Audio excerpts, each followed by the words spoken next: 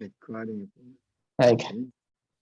Bismillahirrahmanirrahim. Assalamualaikum warahmatullahi taala wabarakatuh. Assalamualaikum warahmatullahi wabarakatuh. Alhamdulillahirabbil alamin wa bihi nasta'in wa ala umur dunya waddin wassalatu wassalamu ala asyrafil anbiya'i wal mursalin wa ala alihi washabbihi ajma'in amma ba'du subhanaka la ilma lana illa ma 'allamtana innaka antal alimul hakim rabbi shrah li sadri wa yassir li amri wahlul 'uqdatam min lisani yafqahu qawli. Bapak Ibu dan juga asatiz-asatizah yang dimuliakan Allah Subhanahu wa taala, yang kami hormati Bapak Haji Helmi Yusuf selaku guru kita, dosen Mustalahul Hadis LBIQ maupun PTIQ Jakarta. Alhamdulillah kita kembali lagi untuk membahas ya, untuk mengkaji bersama-sama ya kitab Mustalahul Hadis, karena kita akan melanjutkan kembali karena beberapa minggu yang lalu ya sempat kita dialihkan kitabnya ke kitab Al-Udhiyah wa Zakah mengenai tentang ibadah kurban ya, karena memang momennya saat itu ya momennya Idul Kurban. Di akhir di bulan Zulhijjah ini ya, hadirin Bapak Ibu yang dimuliakan Allah Subhanahu wa taala ya, sebagai hamba Allah kita perlu berevaluasi diri ya. Selama ya 1 tahun inilah ya kita akan bertemu lagi nanti di tahun baru Hijriah 1434 Hijriah, yang mana ya hamba-hamba Allah yang beriman, kita patut bersyukur karena Allah masih memberikan nikmat iman, Islam, sehat walafiat maupun nikmat panjang umur. Tahun ini ya tahun baru Hijriah ya, tentunya ini merupakan tahun kedua ya di masa pandemi COVID-19 tentunya. Ya mudah-mudahan ya Allah Subhanahu wa taala akan mengangkat penyakit virusnya yang ada di Indonesia. Semoga Indonesia bebas dari COVID-19. Amin. Amin ya rabbal alamin. Hadirin Bapak Ibu, para asatiz-asatizah yang dimuliakan Allah, mari sama-sama kita membaca Ummul Quran Suratul Fatihah untuk keluarga kita yang sudah meninggal dunia ya, orang tua kita dan juga guru-guru kita. Semoga Allah Subhanahu wa taala akan mengampuni segala dosa-dosanya, dimaafkan segala kesalahan-kesalahannya, dan ditempatkan di sisi surganya Allah Subhanahu wa taala. Dan juga terlebihnya kepada ulama-ulama kita ya. Tadi baru saja ada yang meninggal kebetulan ya, gurunya dari Ibu Profesor Huzaimah Hidoyanggo dari Sulawesi Tengah tuh, siapa itu namanya tadi tuh? Ada tuh kabarnya tuh kemarin tuh semalam. Namanya siapa itu? Habib. Namanya tuh Al-Habib Sagaf Al-Jufri. Sagaf Al-Jufri. Ya. Habib Sagaf Al-Jufri, beliau adalah gurunya dari Ibu Huzaimah Hidoyanggo. Seminggu yang lalu Bu Huzaimahnya, seminggu yang sekarang ya Habib Sagaf menyusul kemudian. Semoga Allah Subhanahu wa taala akan merahmati mereka di alam kuburnya, dilapangkan alam kuburnya, dan bisa bertemu dengan Rasulullah sallallahu alaihi wasallam. Amin. Amin ya rabbal alamin. Al-Fatihah ila hadratin Nabi Mustafa sallallahu alaihi wasallam wa ala alihi wa azwajihi wa dzurriyyatihi wa qarabatihi ajma'in, summa ila arwahi khususan Al-Habib Sagaf Al-Jufri Asy-Syaikhu min Al-Ustazah Huzaimah Hidoyanggo wa summa Ustazah Ad-Doktorah Huzaimah Hidoyanggo wa summa Al-Ustaz Ad-Doktorah Ahmad Lutfi Fatullah wa summa Al-Ustaz Ad-Doktorah Kiai Haji Adi Mustafa Yaqub. Annallaha yu'lihim darajatihim fil jannah wa yu'idu alaina min barakatihim wa asrarihim wa anwarihim wa ulumihim wa nafahatihim fid dini wad dunya wal akhiratil Fatihah. A'udzu billahi minasyaitonir rajim. Bismillahirrahmanirrahim. Alhamdulillahirabbil alamin. Alhamdulillahirabbil alamin. Arrahmanir rahim. Iyyaka na'budu wa iyyaka nasta'in. Ihdinas siratal mustaqim. Siratal ladzina an'amta 'alaihim ghairil maghdubi 'alaihim waladdallin. Amin. Baik Bapak Ibu semuanya, mari kita diawali dengan kalimat basmalah. Bismillahirrahmanirrahim. Langsung saja pada Bapak Haji Helmi Yusuf kami persilakan. Terima kasih Ustaz Sutria. Assalamualaikum warahmatullahi wabarakatuh. Waalaikumsalam. Bismillah, alhamdulillah.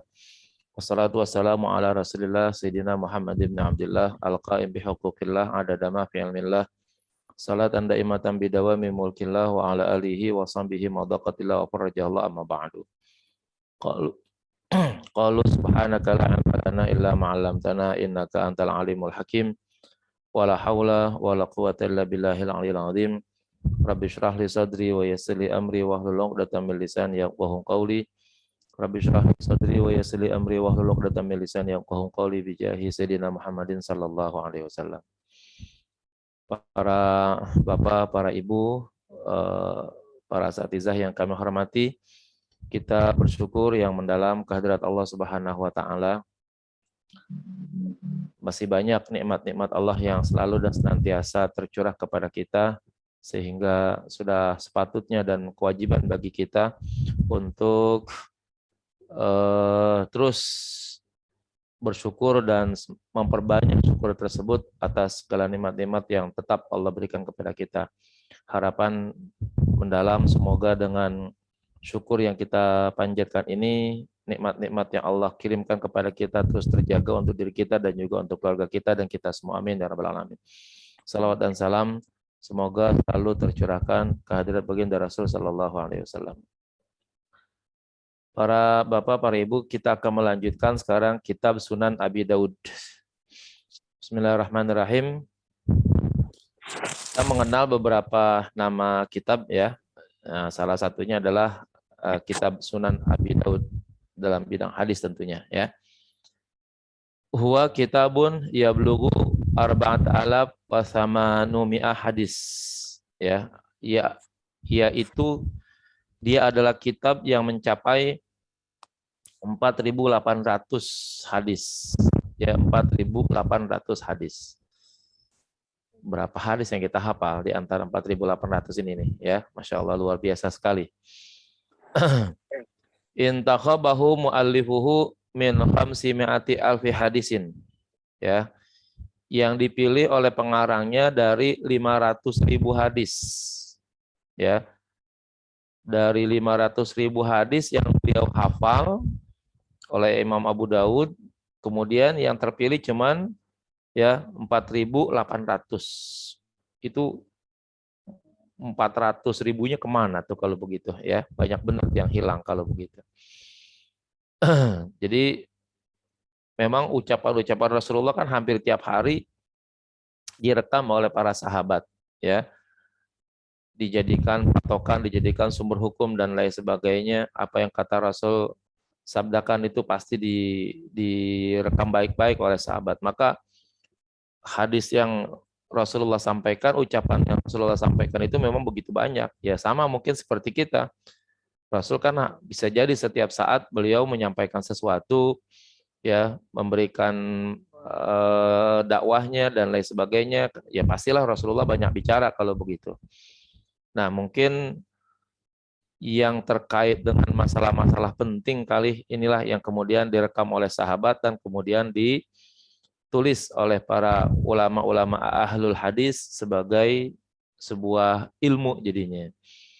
Mungkin ada obrolan, ada candaan, ada sesuatu yang memang tidak terkait dengan hukum, tidak terkait dengan masalah agama, ya itu mungkin ada, ya. Tapi memang pada akhirnya itu disisihkan oleh para alim ulama karena memang tidak terkait dengan masalah sumber agama jadinya.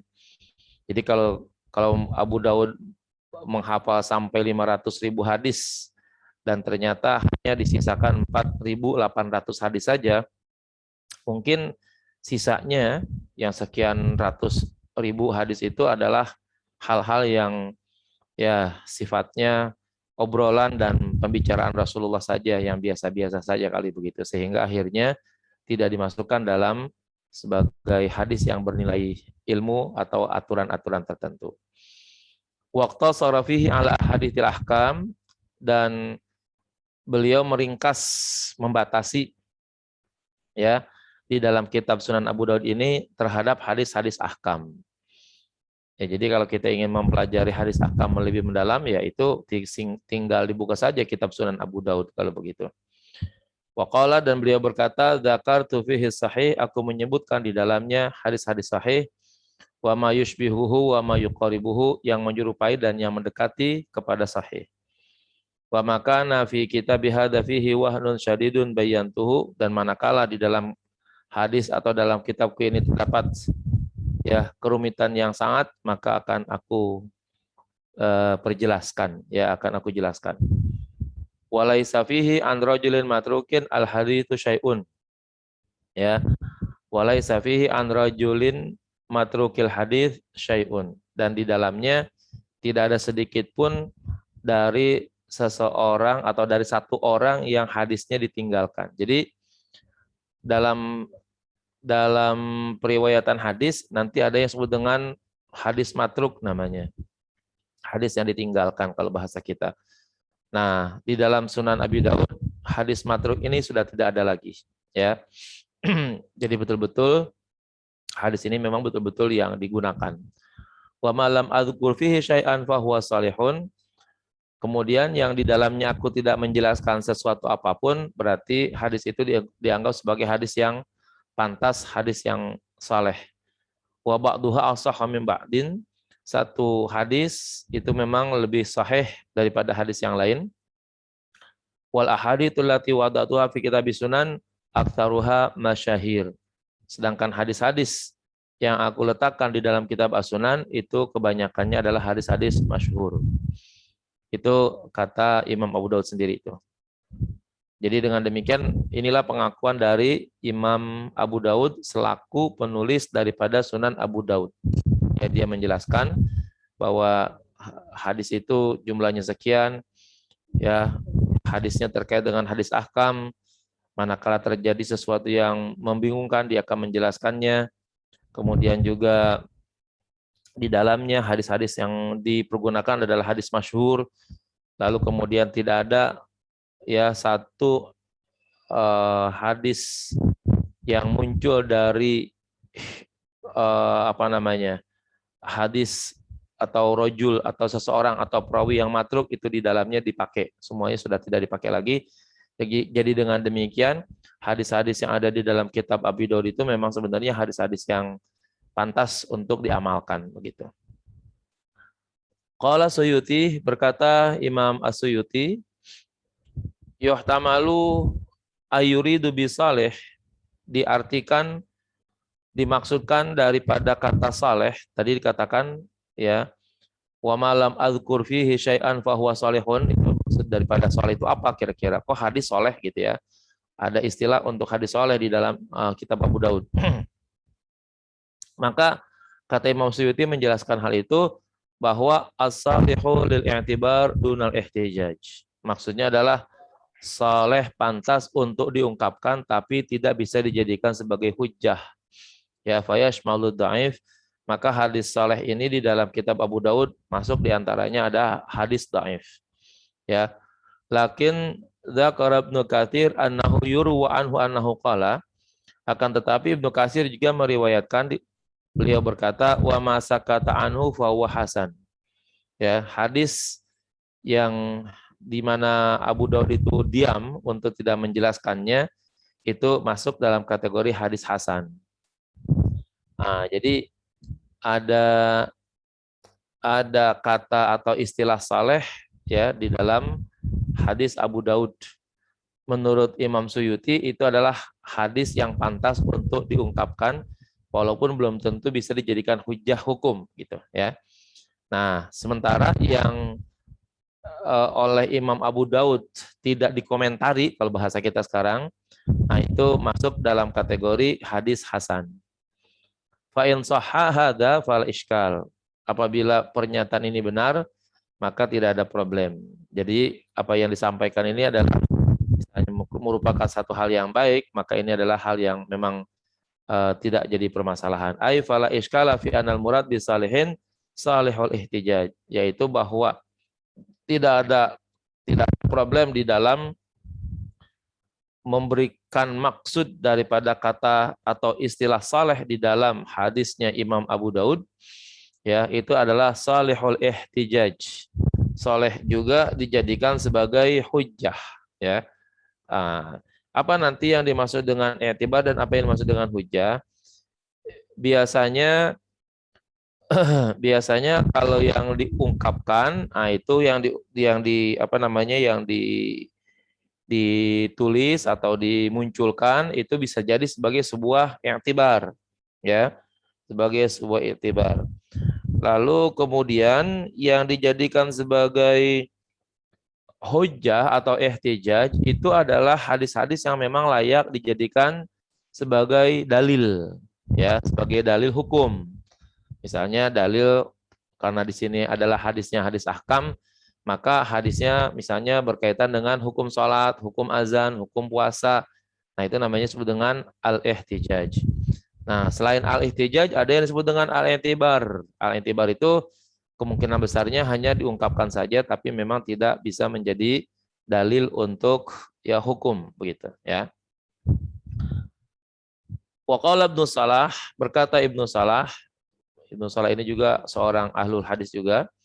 Fa'ala hadza ma wajadnahu fi kitabihi madhkuran mutlaqan wa laysa fi ahadits sahihaini wala nass ala sihhatihi ahadun arafna annahu minal hasan inda Abi Daud. Nah, menurut Ibnu Salah, berdasarkan apa yang kami dapatkan di dalam kitabnya yang tersebut secara mutlak, ya, secara mutlak berarti tidak ada komentar sama sekali apakah hadis ini hasan, sahih dan sebagainya begitu. Walaisa fi ahadits sahihaini, ya, dan juga tidak tersebut di dalam salah satu hadis Bukhari Muslim. Wala nass ala sihhatihi ahadun, dan juga tidak ada seorang pun yang menetapkan atas kesahihan hadis. Arafna annahu minal hasan inda Abi Daud, maka menurut Abu Daud hadis yang demikian itu adalah hadis hasan. Jadi Ibnu Salah sebagai ahlul hadis itu telah meneliti bahwa hadis yang didapati di dalam kitab Sunan Abu Daud yang tidak ada komentarnya, ya, juga tidak terdapat di dalam salah satu sahih Bukhari dan Muslim, juga tidak ada nas, ya, pernyataan dari seseorang atas sahihnya suatu hadis, maka di dalam kitab tersebut, ya, dapat dipastikan hadisnya adalah hadis hasan menurut, ya, Imam Abu Daud. Wa qala Ibnu Mandah, berkata Imam Ibnu Mandah, wa kana Abu Daud yukharrijul isnad ad-dhaif idza lam yajid fil babi ghairahu, ya. Dan Abu Daud itu mengeluarkan sanad yang dhaif apabila dia tidak menemukan di dalam bab hadis yang lainnya, ya.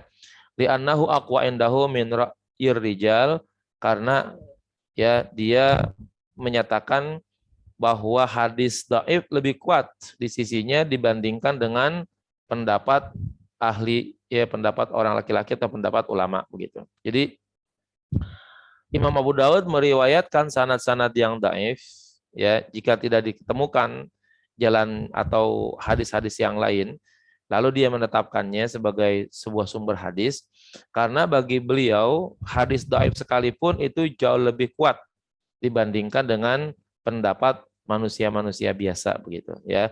Karena hadis dhaif tetap adalah hadis dari Rasulullah, hanya memang ada permasalahan di dalam sanad, ya, utamanya sanad, ya. Nah, hanya gara-gara sanad itulah akhirnya hadis Rasulullah dinyatakan sebagai hadis dhaif. Namun dhaifnya hadis yang disebabkan karena terputusnya sanad itu atau tidak memenuhi kriteria perawi, itu masih jauh lebih baik dibandingkan dengan pendapat logis daripada manusia-manusia biasa. Ya, dengan demikian maka betapapun lemahnya hadis Rasulullah, betapapun dhaifnya hadis Rasulullah, itu jauh lebih baik menurut Abu Daud dibandingkan dengan pendapat siapapun gitu, ya, terutama, ya, para alim ulama atau lain sebagainya. Yang penting masih betul hadis tersebut tetap sampai kepada Rasulullah walaupun dhaif. Wa qad ishtahara Sunan Abu Daud, ya, Sunan Abi Daud baina fuqaha li'annahu kana jami'an li ahaditsil ahkam. Sunan Abu Daud menjadi kitab yang masyhur di kalangan para ahli fikih karena dia menghimpun bagi hadis-hadis ahkam. Wa dzakara mu'allifuhu, dan pengarangnya menyebutkan annahu aradahu 'alal Imam Ahmad bin Hambal, bahwa ia telah menyodorkan hadis ini, kitab hadis ini kepada Imam Ahmad bin Hambal, fastajadahu wastahsanahu. Ya, maka ia menganggap bagus jud, ya, al-jud itu bagus, wastahsanahu dan menganggap ya sama hasan.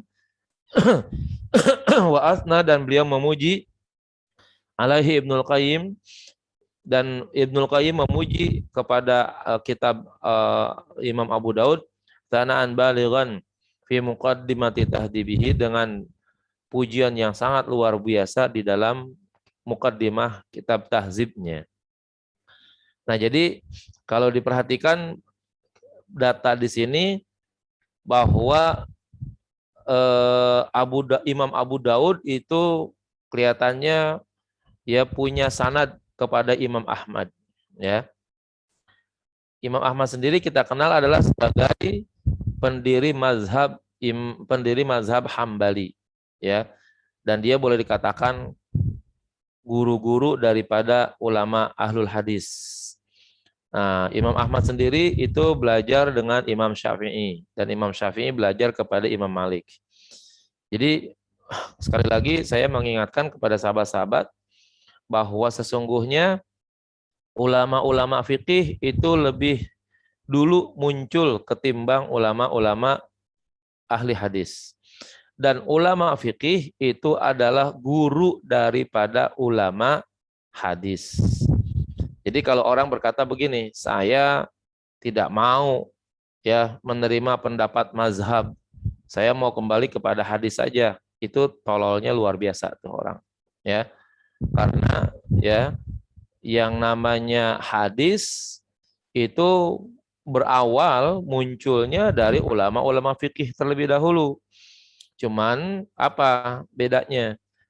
Ulama fikih itu sudah lebih dulu meramu ya ilmunya sehingga muncul fikihnya, sementara ulama hadis boleh dikatakan itu baru meramu bumbunya gitu ya. Nah, jadi kalau istilahnya orang bikin sayur asem tuh begitu misalnya, itu ulama fikih sudah menyatukan antara kacang panjang ya, antara nangka, jagung, bumbu-bumbu, cabai, bawang, semuanya udah ada di dalam sayur asem, udah jadi fikih. Nah, kemudian ulama hadis itu dia mengurai kembali, ya. Ulama hadis itu mengurai ya, mengurai jagung, mengurai nangka, mengurai melinjo, mengurai bawang, mengurai cabai begitu. Jadi mereka mengelola kembali supaya nanti orang lain bisa bikin sayur asam secara ulang, kira-kira begitu, ya. Lalu kalau ada orang yang bilang saya tidak setuju, saya tidak mau mengikut mazhab, itu kelihatannya orang bodoh sekali. Padahal ulama hadis saja berguru kepada ulama fikih, ya. Nah, jadi kita jangan terlalu mau dibodoh-bodohi oleh orang-orang sekelompok mereka itu yang pada dasarnya ingin memutuskan jalur ya ulama-ulama hadis ya dengan ulama-ulama fikih gitu ya. Jadi kalau disebutkan Imam Syafi'i itu sebagai sentral, ya Imam Syafi'i itu adalah sebagai sentral. Dia berada pada posisi di tengah-tengah, ya. Dari Imam Malik, dia berguru kepada Imam Malik. Kepada Imam Hanafi juga berguru, tetapi karena tidak sempat bertemu karena memang kematian Imam Hanafi, ya, jadi berguru hanya kepada muridnya saja, ya. Nah, tapi tetap bermazhab dan memiliki kekuatan mazhab Hanafi dipakai juga oleh Imam Syafi'i. Lalu kemudian Imam Ahmad berguru kepada Imam Syafi'i. Nah, jadi kalau begitu akhirnya Imam Ahmad itu menghimpun ilmu-ilmu Imam Syafi'i. Imam Syafi'i menghimpun ilmu Imam Malik dan menghimpun ilmunya Imam Hanafi.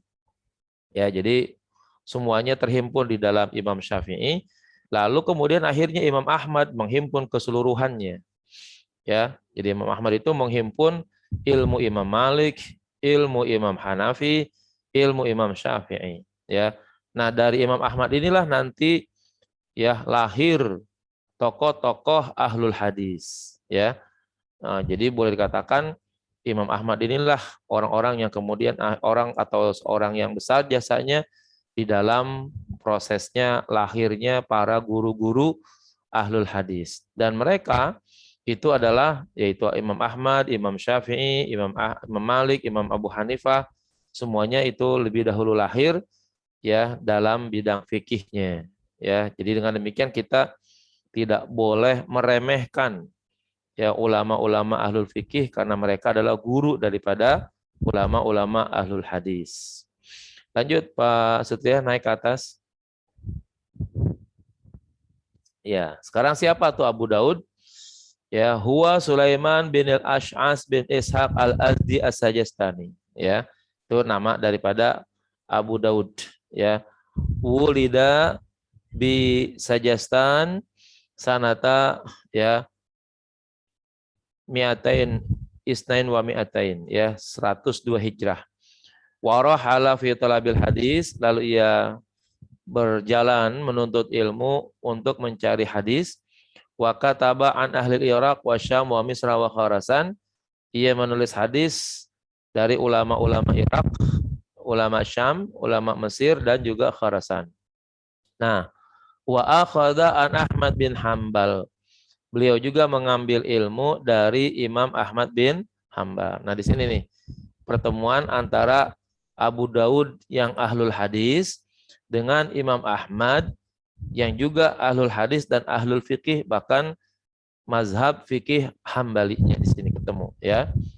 Wa ghairuhu min syuyukhil Bukhari wa Muslim, juga selain daripada Imam Ahmad daripada guru-gurunya Imam Bukhari dan Imam Muslim.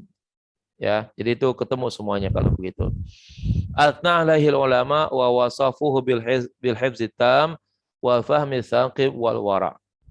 Ya, para alim ulama memujinya, memuji Abu Daud, Imam Abu Daud, dan mereka memberikan karakter yang hebat pada Abu Daud dengan sebutan al-hifzi tam, ya.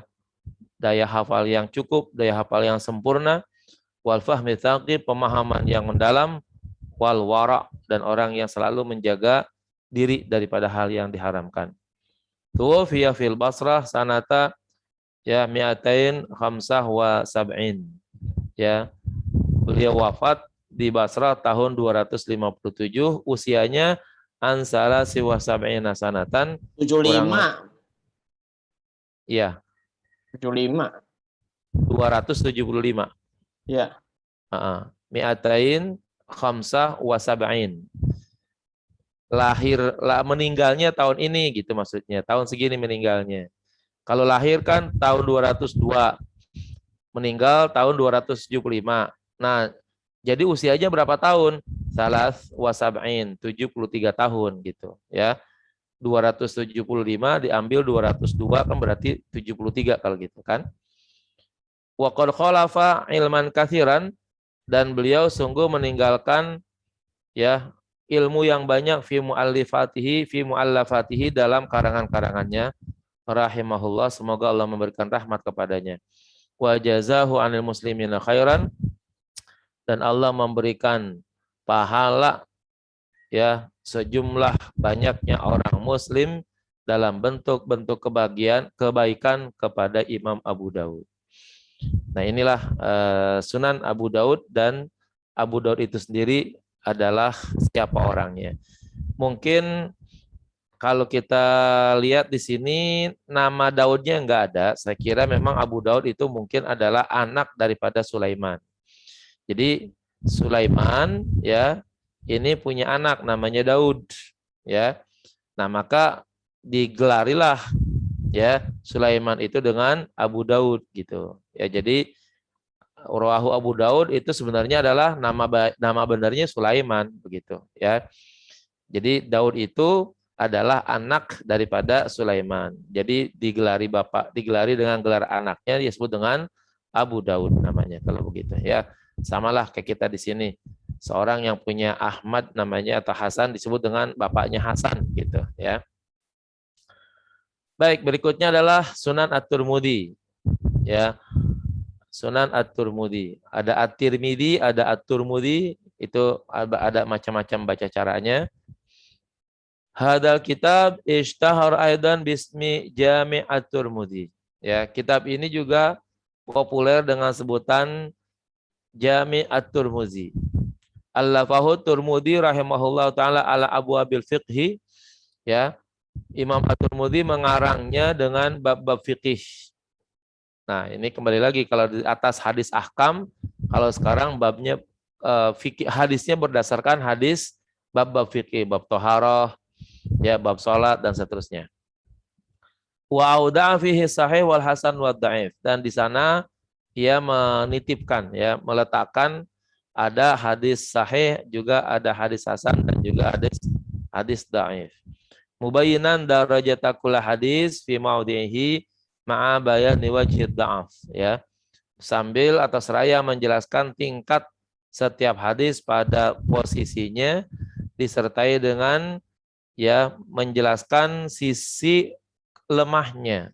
Ya, kalau hadis tersebut ada hadis dhaif, maka, ya, beliau menjelaskan mana sisi lemahnya. Wa tana bibayani man akhadha bihi min ahli ilmi min as-sahabah wa ghairihim. Dan beliau memperhatikan untuk menjelaskan orang-orang yang, ya, di mana tempat dia mengambil dari ulama-ulama, ya, dari kalangan sahabat dan selainnya. Wa ja'ala fi akhirih kitaban fil ilal, lalu ia menjadikan di dalam akhir kitab ini sebuah buku dalam judul Al-Ilal. Jama'a fihi fawaid hammah, di mana dia menghimpun di dalamnya faedah-faedah yang penting. Jadi dengan demikian, para bapak para ibu sekalian, kita jangan alergi dengan sebutan-sebutan hadis dhaif gitu misalnya. Ternyata Sunan Tirmidzi, ya, itu tetap menggunakan hadis dhaif sebagai sumber hukumnya. Ya, apalagi di sini terkait dengan masalah fikih, ya. Nah, itu dipakai hadis yang sahih, hadis yang hasan, dan juga hadis yang dhaif. Nah, tapi memang secara jelas Imam Tirmidzi menjelaskan sisi dhaifnya di mana, begitu, ya. Namun di sini nyata, kalau sekarang orang merasa belagu-belagu, wah ini hadis dhaif, ya kan, nggak bisa dijadikan sandaran. Ternyata 11 Imam Tirmidzi saja itu menggunakan, ya, hadis dhaif tersebut.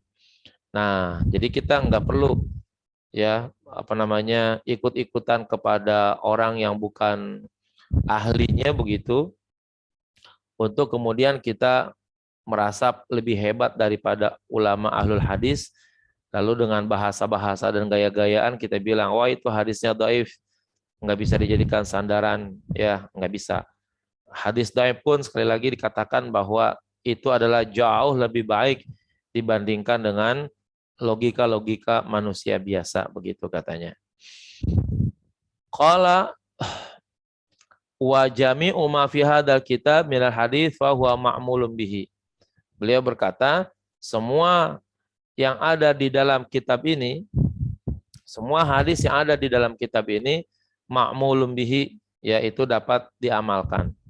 Wa qad akhadha bihi ba'dul ulama ma khala haditsain, ya, sebagian ulama mengambil hadis ini dari hadisnya Imam Tirmidzi, ma khala haditsain, kecuali ada dua hadis. Nah, mungkin dua hadis ini oleh para alim ulama dianggap sebagai sesuatu yang tidak logis sekali begitu, sehingga tidak diambil.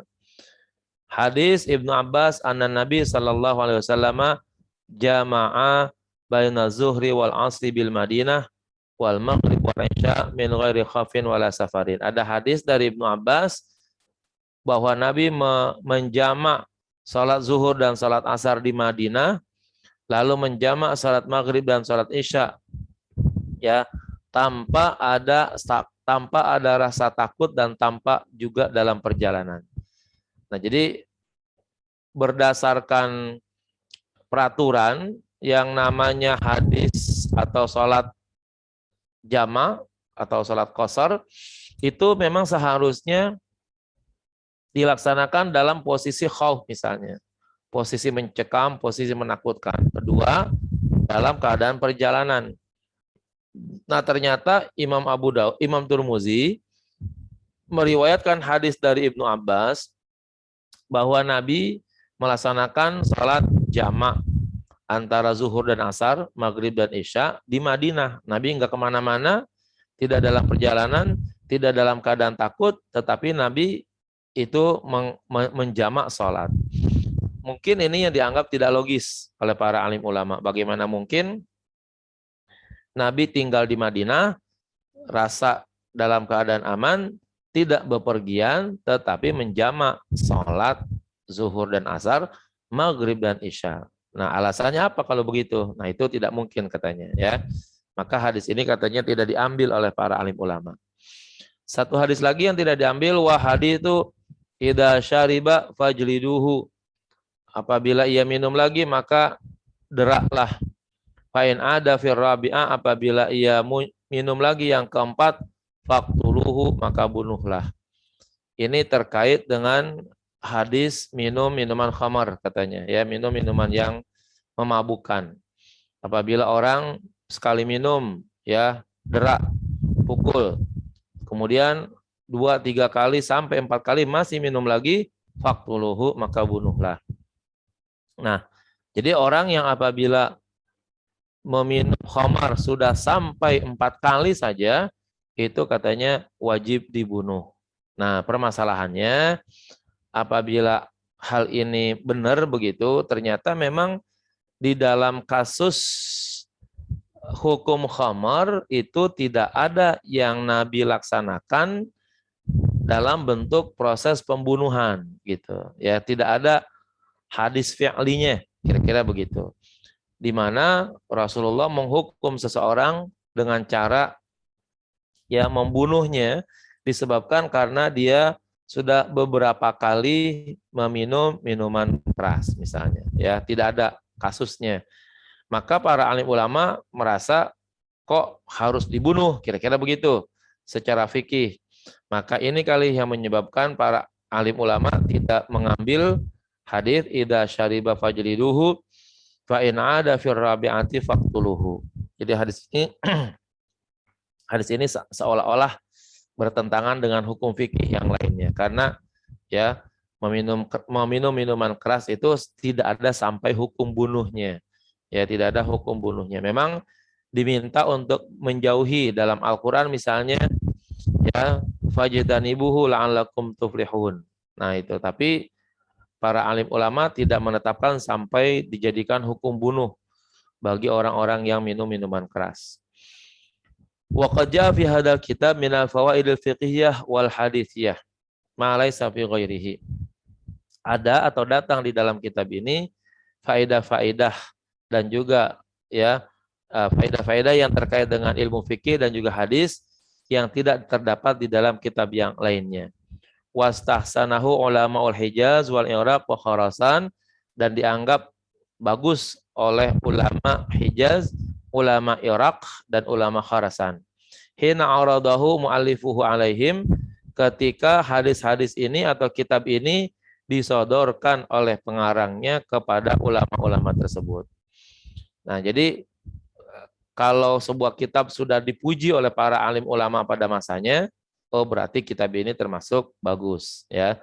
Kalau kita kan sekarang tidak, ya, Anda mengarang kitab apapun nggak perlu disodor-sodorkan kepada apa gitu misalnya. Kalau mau cetak ya cetak saja sudah, ya, sehingga tidak ada penilaiannya. Nah, kalau memang mau ada, ya, dengan cara meminta seseorang atau beberapa orang tokoh untuk membacanya, lalu kemudian mereka menyampaikan komentarnya di dalam buku yang Anda tulis. Hada wa qad qala Ibnu Rajab, atas dasar ini Ibnu Rajab berkata, "I'lam, ketahuilah, anna Tirmidzi kharraja fi kitabih sahih wal hasan wal gharib." Ya, bahwa Imam Tirmidzi juga mengeluarkan atau meriwayatkan di dalam kitabnya hadis sahih, hadis hasan dan hadis gharib, ya. Wal gharaib, sedangkan hadis-hadis gharib allati kharrajaha fiha ba'dul munkar, ya, yang diriwayatkannya itu ada sebagiannya adalah hadis-hadis yang mungkar. Wala siyama fi kitabil fadail, khususnya lagi di dalam kitab-kitab fadail. Walakinnahu yubayyinu dzalika ghaliban, akan tetapi umumnya hadis tersebut diberikan penjelasan oleh Imam Tirmizi.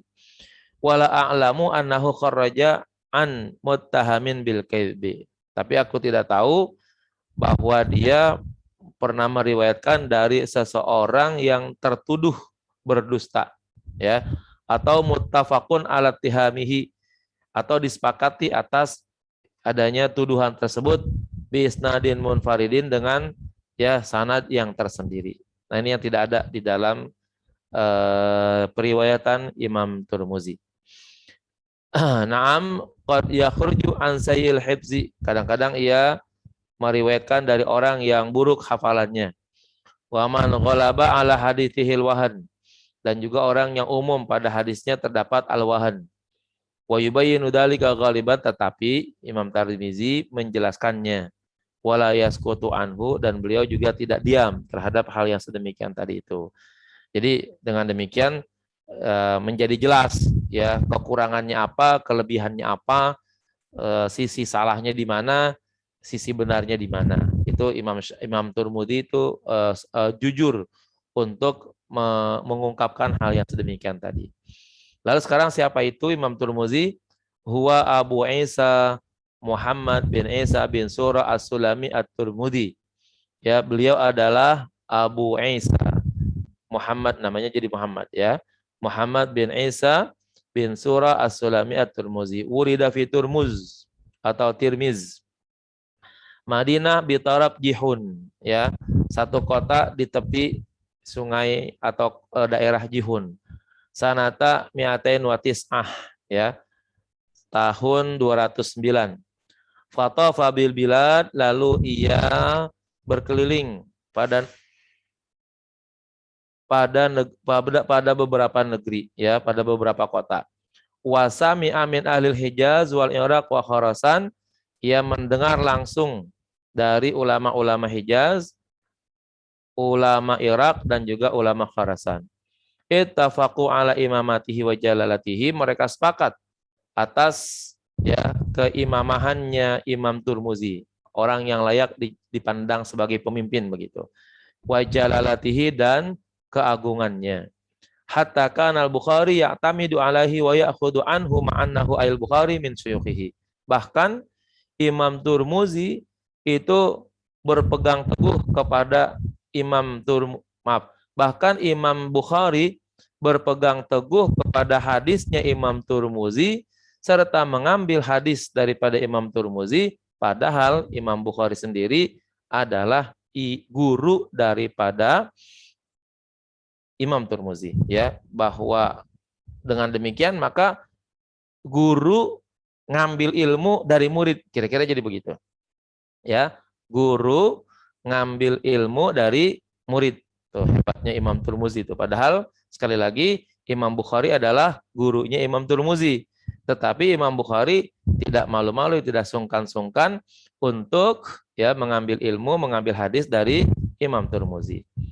Tuwfiya fi Turmuz sanata mi'atain tis'ah wa sab'in, ya, an sab'ina aman. Beliau wafat di daerah Turmuz tahun 279, usia 70 tahun. Wa qad sannafa tasanif nafi'ah fil ilal wa ghairiha. Beliau meninggalkan karangan yang bermanfaat terutama di dalam al-ilal. Al-ilal itu biasanya untuk menjelaskan ilat-ilatnya hadis, ya, sisi-sisi cacat daripada hadis, wa ghairiha, dan lain sebagainya. Wa jazahullahu 'anil muslimina khairan, semoga Allah memberikan balasan kepada Imam Tirmizi sebanyak ya kebaikan sebanyak orang-orang muslim. Ustaz Sutria, saya minta maaf ya, tenggorokannya kelihatannya nih belum bagus banget nih. Masih terasa nggak nyaman gitu.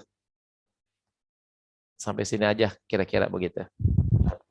Baik Pak, jadi ya, untuk saat ini tidak ada pertanyaan dulu ya Pak ya?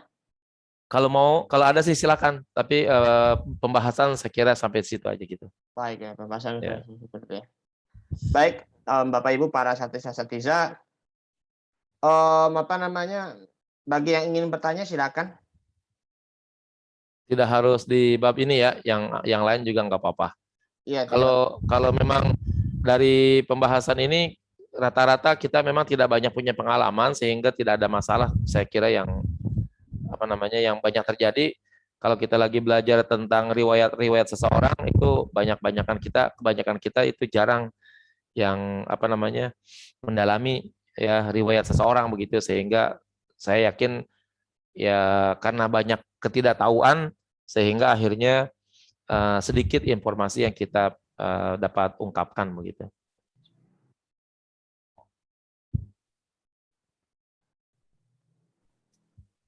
Pak Ustadz boleh bertanya? Silakan. Pak Ustadz, Ya. saya pernah berdiskusi sama orang yang mempunyai pandangan menurut saya buruk tentang Islam. Jadinya itu dia berdalil begini, Pak Ustadz. Dia bilang wa'tasimu bihablillahi jami'an wala tafarraqu. Ya. Lalu kata jami'an di situ dia terjemahkan ai jama'atan. Dia bilang karena di sini ada korinahnya wala tafarraqu. Nah, terus dia berdalil dengan satu hadis yang hadis tersebut menurut saya aneh, nggak tahu seperti apa statusnya. Dia bilang begini, Pak Ustadz, la islama illa bil jamaah, wala jama'ata illa bil imarah, wala imarata illa bil bai'ah. Tidak dikatakan Islam itu maujud, dia bilang, kecuali dengan berjamaah. Kaitannya sama dalil tadi. Wala jama'ata bil imarah, tidak sah Islamnya kecuali dengan mengangkat amir. Nah, terus saya bilang, kalau begitu saya nggak Islam dong. Nah, menurut dalil ini begitu. Saya bilang, kalau kamu ngomong seperti ini berarti sama dengan mengkafirkan ulama-ulama yang nyohor di Indonesia. Terus saya bilang sama dia, saya tidak mau dengar hujah antum, saya bilang gitu.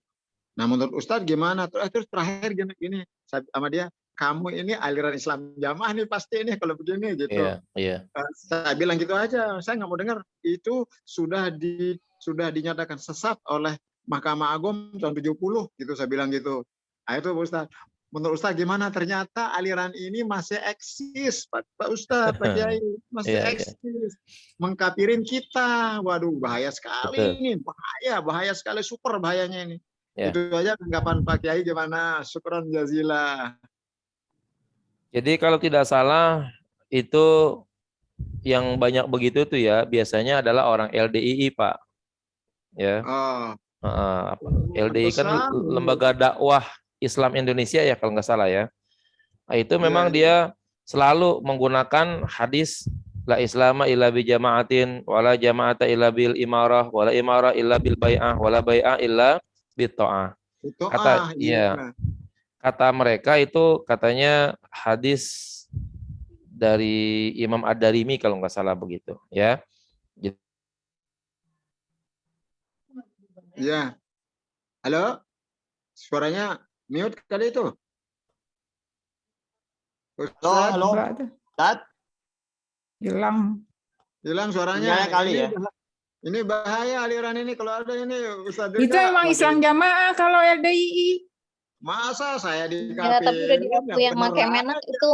Iya, itu kan memang malah jama'at illa bi imaratin wala imarata illa bi ta'atin gitu ya.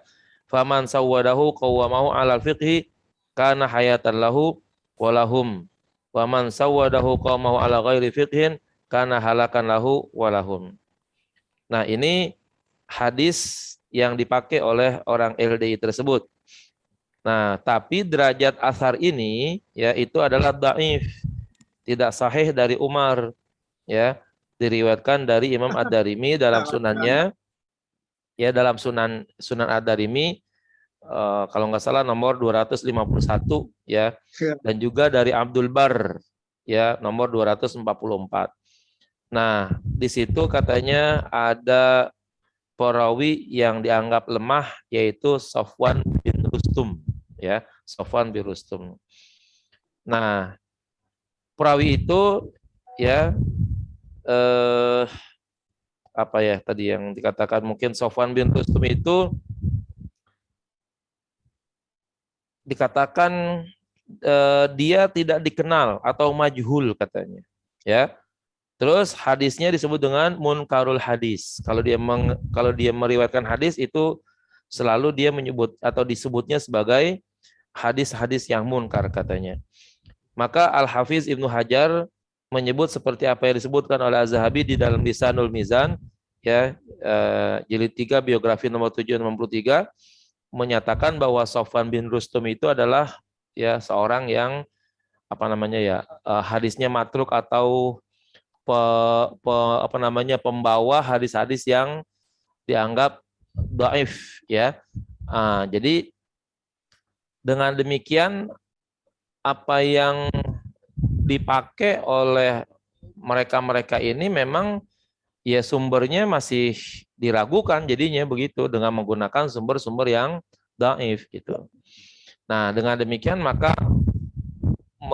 memberikan penjelasan wala tafarraqu, terus wa'tasimu bihablillahi jami'an dengan kata-kata jamaah itu enggak mungkin memberikan penjelasan ayat Al-Qur'an yang sahih tapi penjelasannya dengan menggunakan hadis yang dhaif. Terlalu timplang jadinya begitu, Pak. Ya, terlalu timplang. Ya bahasa kalau kita pikirkan bagaimana Al-Quran yang kebenarannya mutlak begitu, ternyata diberikan penjelasan oleh hadis yang hadisnya sendiri itu hanya sampai kepada Umar gitu, sampai kepada Umar saja, nggak sampai ke Nabi gitu. Ya, ini kan tadi katanya nggak sampai Nabi, bukan Nabi yang mengatakan, tapi Umar yang mengatakan. Mauquf berarti Pak. Ya, jadi sampainya ke Umar saja, nggak sampai ke Nabi. Kalau udah sampai ke Umar, berarti kan nggak sampai ke Nabi, mauquf tadi. Lalu ternyata di situ ada seorang perawinya yang ternyata itu dinyatakan sebagai orang yang tidak bisa diterima keberadaan hadisnya, disebut dengan hadis matruk atau majhul namanya tadi. Maka semakin buruk, ya, memberikan penjelasan ayat Al-Quran yang betul-betul tingkat kesohihannya ya di atas 100% dengan hadis asar yang tingkat dhaifnya melampaui 100% juga jadinya gitu, ya. Jadi nggak seimbang jadinya begitu, makin ke bawah kalau begitu, ya.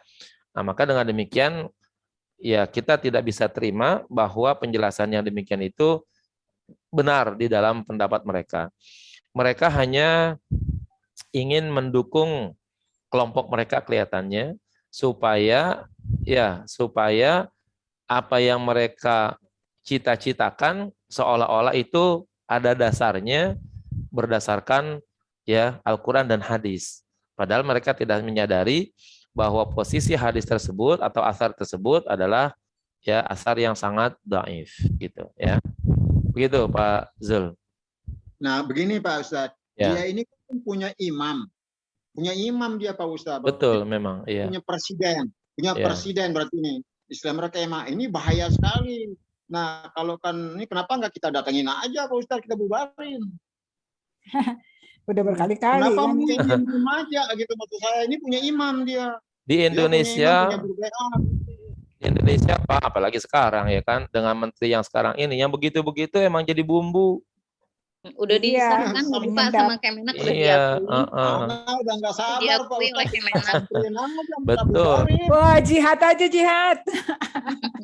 Supaya Zia itu kafir hukumnya kalau menurut Al-Baha, mereka. ya agama Bahai, Bahaya itu kan dipisahin. agama yang betul-betul menyimpang dari Islam. Pecahan Syiah, Iya. pecahan Iya. Syiah dia. Tapi oleh Menteri Agama diucapkan selamat hari selamat, rayanya ya kan.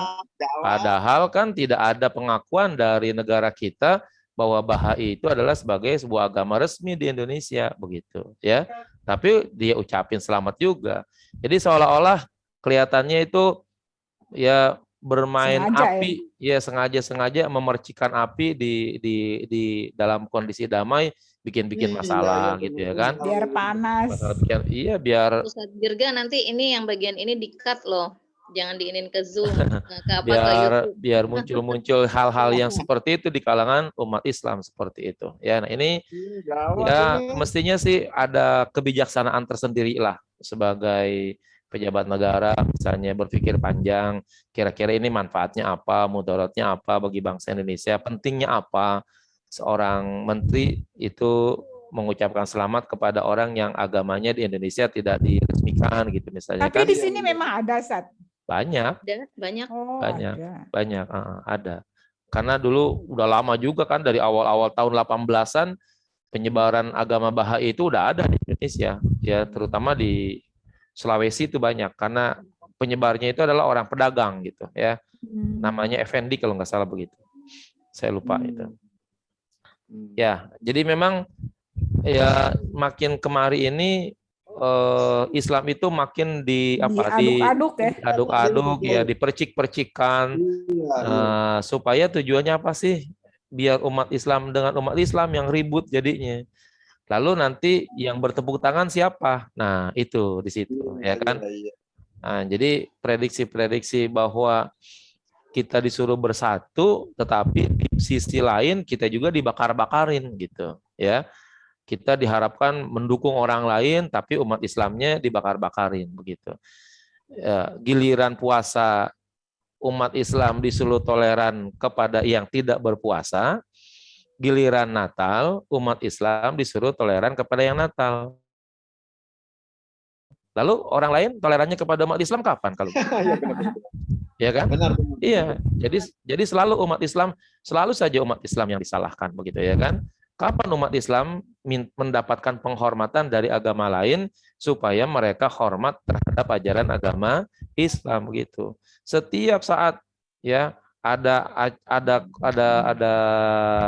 peribadatan umat Islam, malah orang lain yang disuruh atau umat Islam yang disuruh toleran terhadap mereka, ya kan? Sekali lagi bulan Ramadan misalnya, ya kan? Ya, yang disuruh toleran umat Islam yang tidak yang berpuasa untuk menghormati yang tidak berpuasa, gitu ya kan? Nanti giliran Natal umat Islam yang harus menghormati orang yang sedang Natal, gitu dan seterusnya lah. Semua agama-agama umat Islam harus hormat. Tapi di balik itu, ya kan, seringkali umat Islam juga dari belakang dibakar-bakarin, ya kan? Supaya apa? Ya muncullah letupan-letupan, misalnya dengan apa tadi itu, ya memberikan selamat kepada agama-agama yang tidak ada di Indonesia dan lain sebagainya. Kalau seandainya itu baik, maka yang paling pantas untuk mengucapkan selamat terhadap agama-agama itu dulu adalah Nabi Muhammad dulu. Iya. Dulu juga Nabi Muhammad bergabung dengan agama Yahudi di Madinah, ya kan? Bergabung dengan agama Nasrani di Madinah. Kenapa sih kok Nabi Muhammad pada waktu itu tidak ngucapin selamat kepada orang Kristen bahwa Tuhannya Nabi Isa begitu? Kan Nabi Isa dianggap Tuhan orang Kristen kan semenjak tahun 325. 325 kan Nabi belum lahir. Ya kan? Nabi lahir 671. Berarti ketika turunnya Al-Qur'an, Isa sudah dianggap Tuhan oleh orang Nasrani. Uzair itu sudah dianggap Tuhan oleh Yahudi. Kenapa Nabi Muhammad tidak mengucapkan saya atas nama nabinya umat Islam mengucapkan selamat kepada orang Yahudi, ya kan, atas lahirnya Uzair gitu misalnya. Saya mengucapkan selamat kepada orang Nasrani atas lahirnya Yesus Kristus gitu misalnya. Kenapa Nabi tidak mengatakan kayak begitu? Yang pantas banget untuk mengucapkan selamat itu pada waktu itu adalah Nabi Muhammad. Sekarang malah kita yang ngucapin selamat, ya kan? Toleransi dengan mestinya betul. Mestinya Nabi Muhammad dulu yang pantas untuk ngucapin. Lalu kalau Nabi begitu kita ngikutin, nggak jadi masalah. Nah, ini kan sekarang kita ya disuruh-suruh,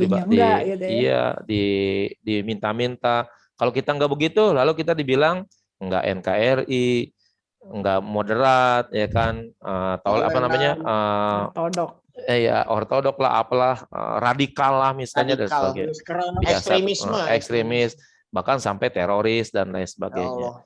Nah, itulah yang kelihatannya Nabi memang sudah memprediksi bahwa berpegang teguh kepada Islam di zaman modern itu bagaikan berpegang teguh kepada Barat. Iya betul, ya. dipegang terus kebakar, tapi kalau nggak dipegang baranya mati gitu jadinya. Begitu Pak Zul? Syukran. Ya, afwan. Baik. Mas Nur, silakan. Assalamualaikum Mas Nur. Mas Nur. Assalamualaikum. Mas Nur. Ataupun Bu Nuryani deh. Assalamualaikum Bu Nuryani. Assalamualaikum. Waalaikumsalam. Silakan Bu untuk bertanya kalau berkenan. Oh, belum ada. Belum ada ya. Baik, Ya. ada yang ingin tanyakan? Silakan Ibu, Bapak. Ustazah. Ustazah Emma, bagaimana? Iya, belum Ustaz. Udah cukup insya Allah. Ya, cukup aja sampai sini dulu kali ya, mungkin. Baik. Iya. Ini. Jazakumullah khairan katsiran. Baik. Silakan Bapak ditutup dulu. Baik, terima kasih dan mohon maaf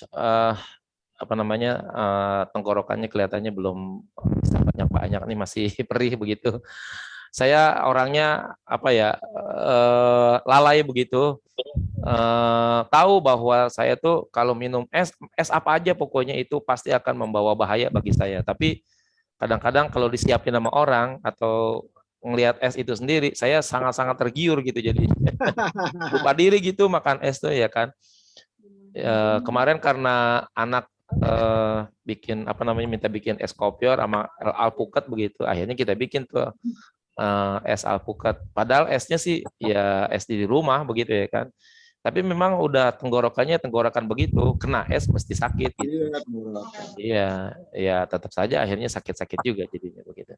Apalagi mohon maaf. di Mekah, Pak Ustadz, ya di Mekah gawat lagi. Oh iya betul. Saya pernah umroh, lupa benar itu minum jus hampir setiap hari, pulangnya Pak udah habis suaranya itu ya. Karena di sana lagi panas-panasnya, jadi kita enak banget tuh setiap keluar masuk minum jus. Iya, pulangnya udah nggak sanggup tuh ya kan, habis suara itu begitu. Baik, terima kasih sekali lagi, mohon maaf atas ketidaknyamanan pada hari ini dan mudah-mudahan apa yang kita bahas pada hari ini ada manfaatnya. Terima kasih dan mohon maaf, saya langsung pamit. Kita tutup dengan kafaratul majlis. Subhanakallahumma wa bihamdika asyhadu an la ilaha illa anta astaghfiruka wa atubu ilaik. Sallallahu alaihi wasallam. Alhamdulillahirabbil alamin. Assalamualaikum warahmatullahi wabarakatuh. Waalaikumsalam warahmatullahi wabarakatuh. Dan ustazah yang lainnya. Ya, terima kasih. Terima kasih ya Bapak Ibu. Baik, Bapak Ibu semuanya yang dimuliakan Allah Subhanahu wa taala, ya. Maaf ya, saya juga selaku host ya, karena kan nanti tahun besok kan kita kan tahun baru Hijri ya. Saya pun juga selaku host ya selama ini, selama kajian Zoom ini. Mohon maaf kalau ada kesalahan-kesalahan dari saya selama ini ya. Saya kan yang selama ini kan operator, banyak juga yang yang ketinggalan bacanya yang mana begitu kan, di di crop begitu, di kursor begitu tandanya biar nanti bisa ngikutin begitu. Ada sih satu orang, siapa gitu, saya nggak sebutkan nama ya gitu, mohon maaf ya dengan segala rendah hati ya. Bila ada kesalahan, dibukakan pintu maaf yang sebesar-besarnya, yang benar hanya dari Allah, yang salah dari saya sendiri. Terima kasih. Hadanallahu wa iyyakum ajma'in. Wassalamualaikum warahmatullahi wabarakatuh. Assalamualaikum warahmatullahi wabarakatuh. Ada pengantin baru nih, Ustaz Syafaat nih pengantin baru. Weh, Syafaat. Jambu Maduranya jangan lupa ya, jambu Madura. Jambu Madura, yoi.